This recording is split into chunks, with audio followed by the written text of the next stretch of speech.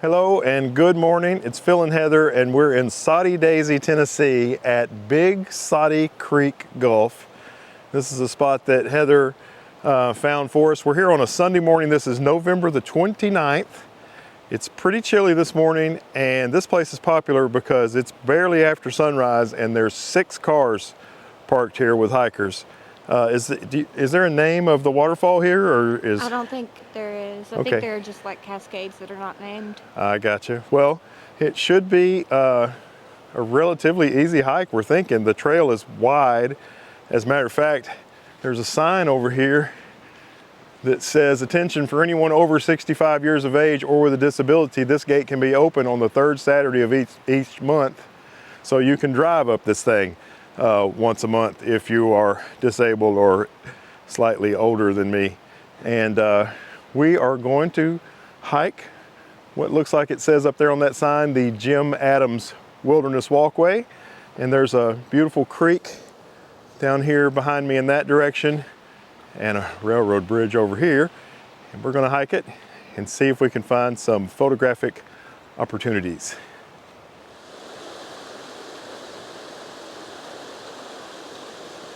I mentioned a minute ago that it is November 29th while we're making this video, but I was looking at the schedule for when this video will probably be released, and I think it's going to come out on Christmas Eve. So happy holidays, Merry Christmas to everyone watching. And right now, this is what I would call waterfall season here. It's pretty cold this morning, a lot colder than it was when we came out 3 or 4 days ago. Heather's freezing over here to my left, but you know, there's rain, not torrential rain, but there's a lot of rain, so the creeks are flowing fairly good, and we are taking advantage of it.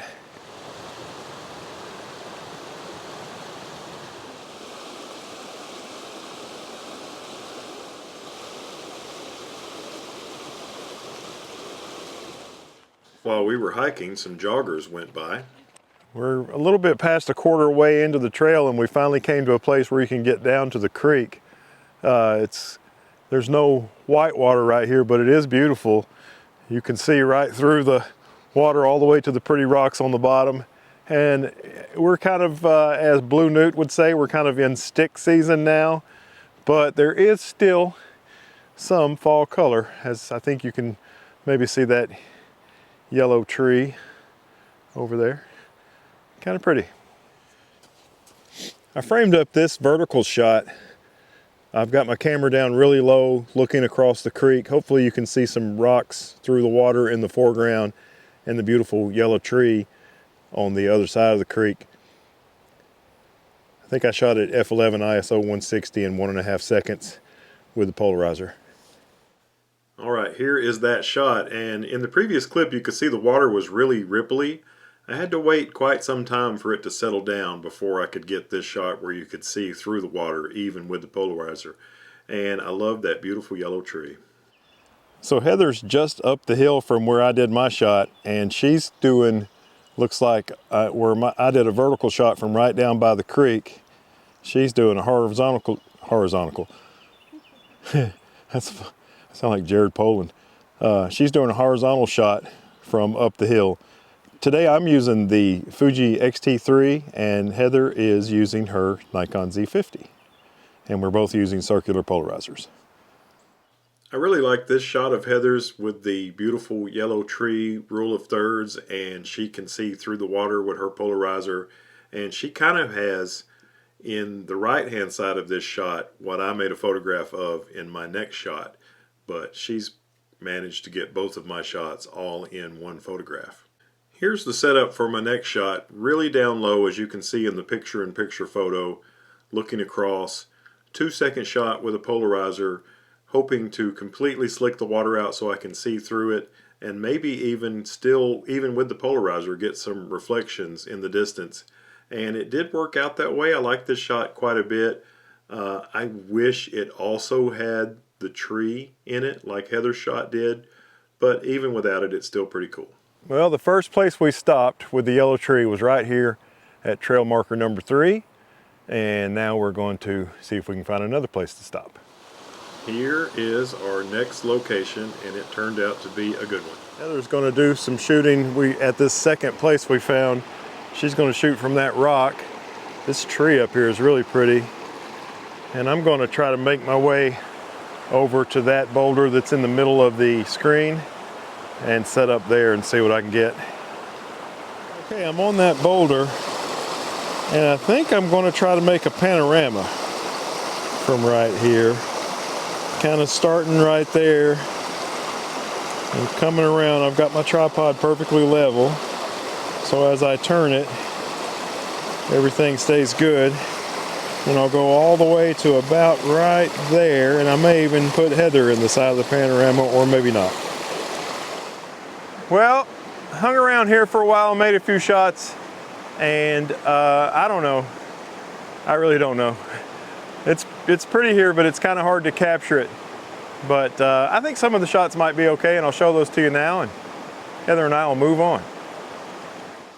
The thing about making panoramas is you never know if they're actually going to be any good until you get home and stitch them. And it turns out that this panorama I was extra happy with. I really like the way this turned out. I wasn't sure if doing half-second shots, 8 of them on a whitewater area, would stitch well, but it turned out it stitched really well, and I like the way it turned out. And that previous photo, that previous panel was cropped a little bit. Look at the right hand side of this one. This one has Heather as she is working on all of her shots up on the boulder on the right. So I made 2 versions, one with and one without Heather, and I like both of them. Now the next shot, this is another panorama. This one's only 3 shots, and I had the camera facing down instead of being level, and it did manage to stitch. And you know, I just could not get the scene in one shot. And here is a 2-shot panorama.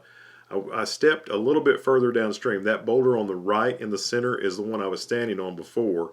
So 2 shots to make that one. And then this is the same panorama, except this is a 3-shot panorama. The first 2 from the last shot and 1 more I stitched together to make this panorama.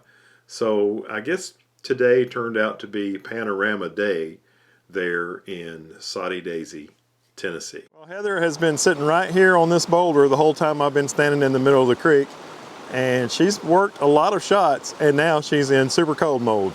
Super cold mode. That's it. Hi, Heather. So Heather made every one of these photographs from that one spot there on the boulder, and this is my favorite one of them. I just love the way she captured all of these beautiful colors and the white water as it's flowing down the creek. Now she loves this one, and I like it too. There's a lot of interesting moss and colors and rocks in all sorts of shapes. Some of them are really hard angles and some of them are rounded, and I like this one quite a bit. And then this next shot she made of me, I was standing on that boulder kind of halfway across this creek, and you can see I have the camera horizontal now, so I was still trying to figure out a composition from there, and it turned out that the only thing I liked was panoramas from there, so this was not making that shot. And here is one more beautiful flowing creek, and she's got the polarizer on so you can see the rocks under the water, and you can see the water as it flows and the beautiful colors, the coppers and greens and grays. Just a beautiful shot. This is the most civilized trail ever. It even has porta potties every once in a while. There's a beech tree behind me. I really like those because they keep their brown leaves almost all winter long. Really pretty. Picnic tables along the trail, as well as doggy cleanup stations and trash cans. This is a handheld photo that I made as we hiked along the trail, and this area of the trail, it gets a pretty good distance away from the creek, and I thought this was really beautiful with the trees and the curve of the trail and the colors. This sign breaks down the 1 mile mark in several different measurement styles.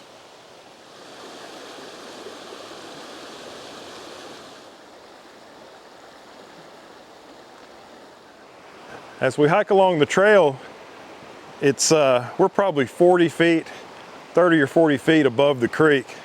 So there's a lot of pretty areas down there, but not a lot of places where you can access them. So I'm just kind of making some video clips of the prettier areas to show you as we hike along.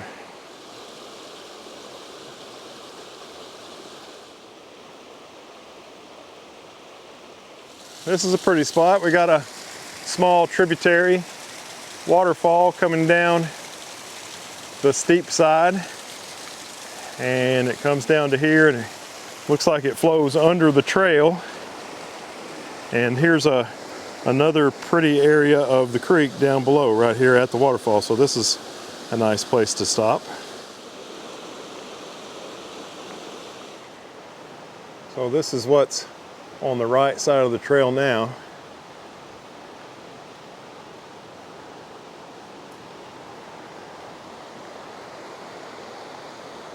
And here's the left. We've made it to 1 1/8 miles.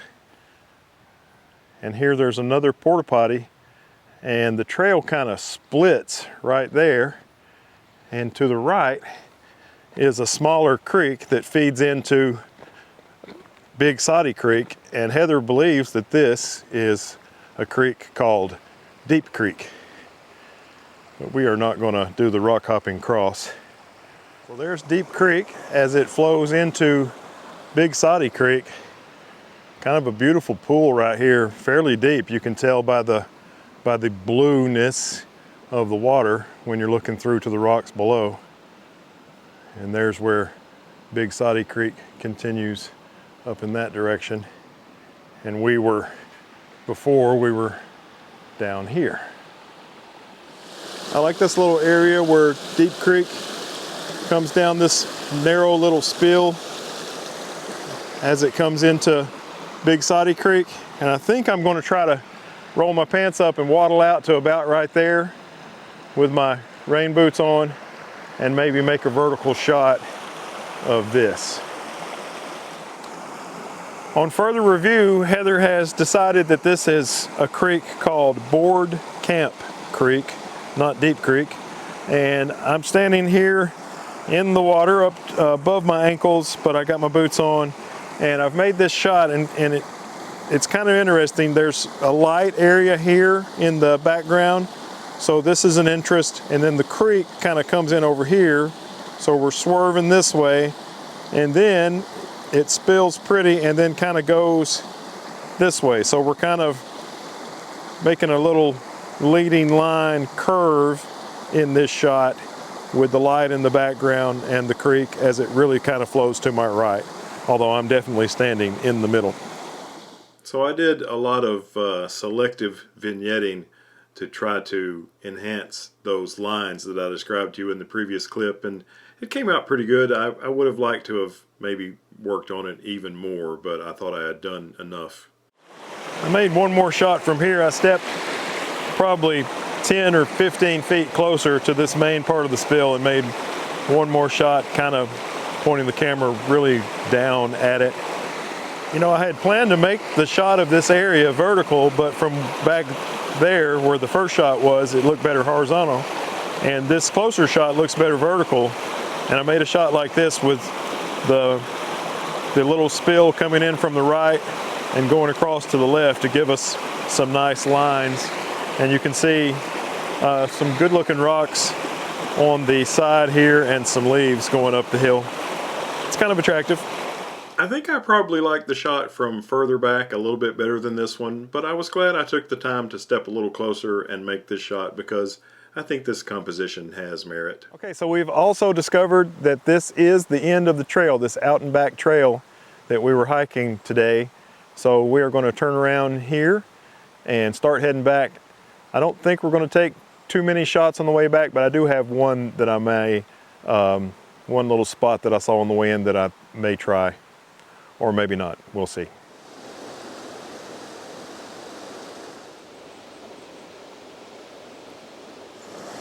Okay, this is the spot where I think I'm going to try to make a photograph. There's a pretty nice little area right here, and then I'm standing on this huge boulder, and the creek comes down and there's a nice little area there, and then there's another big boulder. It's not as big as this one right there, and And my plan is to climb down and stand on that rock over there.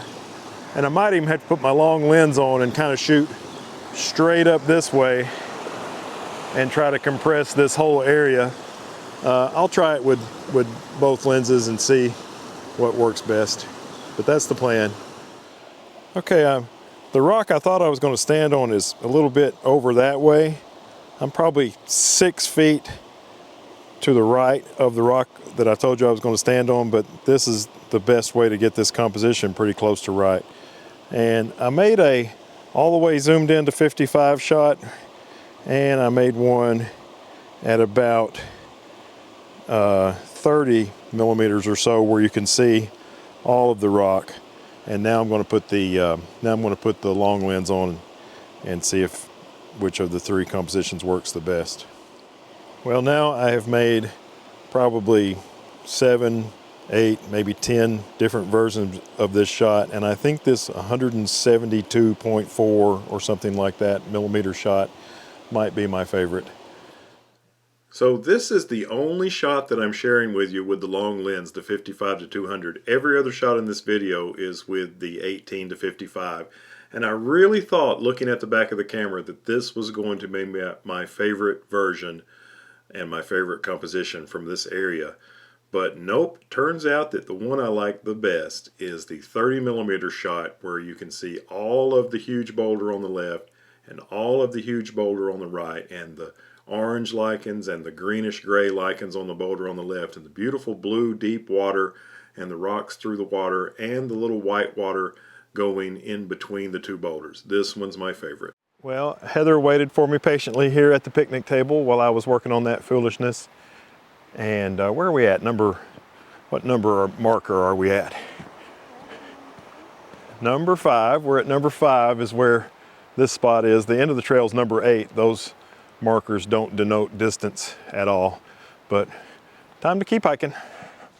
I've been doing all the vlogging today with the X-T3, and it seems like last time we used the X-T3 to vlog, it was that day we went to the mall of all the silly places to do a photography vlog, and it seemed like I struggled with the X-T3 holding good face detect autofocus on me. Sometimes it would shift over to Heather, but other times it would shift just completely someplace else.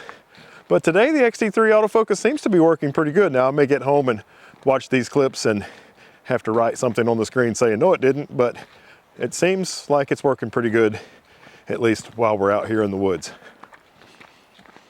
Well, we've made it all the way back to the trailhead. Here's the sign and the map at the beginning, and it's been a really fun hike. Great job, Heather, picking out a cool place for us to hike. I think we might have gotten some interesting photographs, and if so, you've already seen them. And we appreciate you taking the time out of your day to watch this video. If you liked it, a thumbs up is always appreciated. And if you want to see some more, of course, subscribe and hit the bell. And we look forward to seeing you in the next one. Bye-bye.